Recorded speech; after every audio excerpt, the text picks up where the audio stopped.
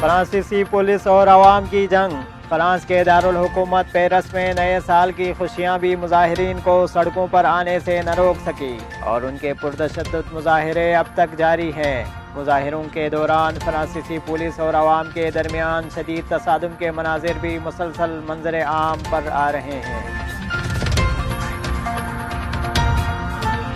شام کے خلاف ایک اور امریکی سازش۔ شام میں دہشت گردوں کی شکست اور شامی فورسز کی فتوحات کے بعد امریکہ نے شام کے خلاف ایک نئی سازش تیار کی ہے۔ بین الاقوامی خبر رساں ادارے کے مطابق امریکہ کے مشیر قومی سلامتی امور جان بولٹن نے بشار الاسد کی حکومت کو شام میں کیمیکل ہتھیاروں کے استعمال سے باز رہنے کے لیے ایک بار پھر فضائی حملے کی دھمکی دے دی۔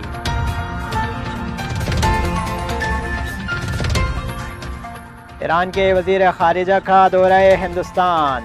ایران کے وزیر خارجہ محمد جواد ظریف نے پیر سے ہندوستان کا 3 روزہ دورہ شروع کر دیا ہے۔ اسلامی جمہوریہ ایران کے وزیر خارجہ محمد جواد ظریف پیر کے روز ایک اعلیٰ سطحی سیاسی اور اقتصادی وفد کے ہمراہ ہندوستان پہنچ گئے۔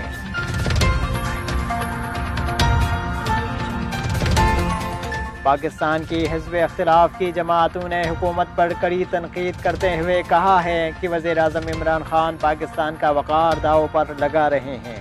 میڈیا سے گفتگو کرتے ہوئے مسلم لیگ نون کے رہنما اور سابق وزیر داخلہ احسن اقبال نے کہا ہے کہ عمران خان دنیا بھر میں جا کر ہمارے ملک کو کرپٹ ثابت کر رہے ہیں اور ان کی حمایت ملک کی سلامتی کے لیے خطرہ بن گئی ہے۔ انہوں نے کہا کہ عمران خان چاہتے ہیں کہ ان کے اقتدار کے آگے کوئی آواز نہ اٹھا سکے۔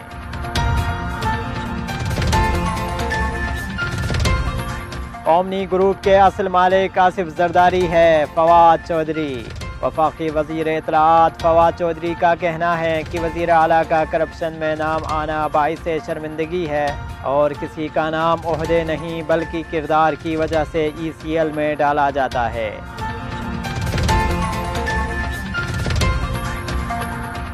پرویز الہی اور حسین الہی پر جرمانہ معاف کرنے کی استدعا مسترد۔ الیکشن کمیشن آف پاکستان نے اسپیکر پنجاب اسمبلی پرویز الہی اور رکن قومی اسمبلی حسین الہی پر جرمانہ معاف کرنے کی استدعا مسترد کر دی۔